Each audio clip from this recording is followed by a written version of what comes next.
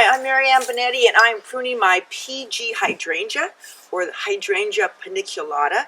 And I know it's the right time to prune because anytime in late winter, early spring, when you see snowdrops blooming or crocus blooming, and in my garden I've got hellebores blooming, I've got snowdrops, crocus, so that means, whoa, I have got to get out here and prune this.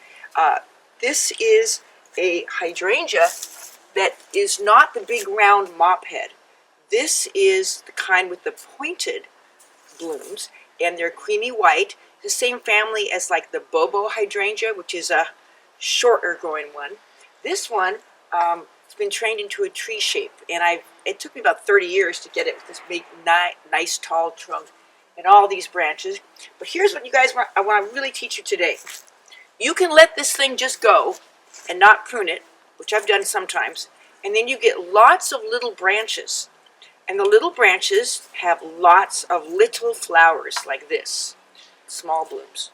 Or you can prune it and take off all the little branches, and then what shoots out after it's pruned is very few gigantic branches with no side shoots, and then you get these huge blooms. So this year I want the really huge blooms. This is from last year. I had a couple of huge blooms, but I'll probably be doing some weddings or something. I want some huge blooms.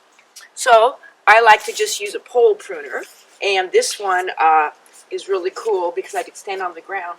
And you can either take off a whole bunch of branches, or what I like to do is look for, okay, you see all these little branches, I'll just follow that and remove the branch that has all these little branches on it, so that I have fewer and fewer branches. If you kind of look down here, you can even see how much I took off, and piles that I've already cut off. And you're not going to kill your hydrangea by pruning it too much. So don't be nervous if, okay, now I see this one has a lot of side branches, so I'm just going to go in there, hook my, and then I just pull it out. Okay, so I'll be left with only very few large branches. That little clear cut. So that I have very few. This one's already broken. Anything that's broken, damaged, or diseased, of course I'm going to take out. We had a big storm here not too long ago, so I'm always cutting out all the damaged stuff. Okay, I'm going to finish up this whole thing, and I'll show you how it looks when I'm done. Okay, so now I use this pole pruner to get up really high. I also use these great big old loppers. They kind of have a dual action thing. They're from a company called Corona, so they're easier for me to use. And now I'm going to finish chopping up all these pruning crumbs that I have, so they're easier to, add to a big old compost pile. So look what I'm left with. This has only large branches. And again, I'm going to repeat, this is the Hydrangea Paniculata. It flowers on new wood. So the more of all this old stuff that I take off, you're going to have new branches, huge blooms, and you want to do this in late winter or early spring, and I can hardly wait till the summer. You guys aren't going to believe how cool this is going to look.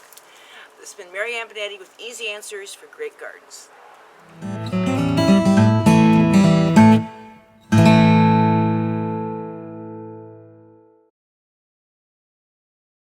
If you enjoyed these gardening tips, subscribe to our channel so you can get updates on new videos and stay in the know about all things gardening. Click the red subscribe button below. See the description below for more information about how to connect with us on PlantersPlace.com, Facebook, and Instagram.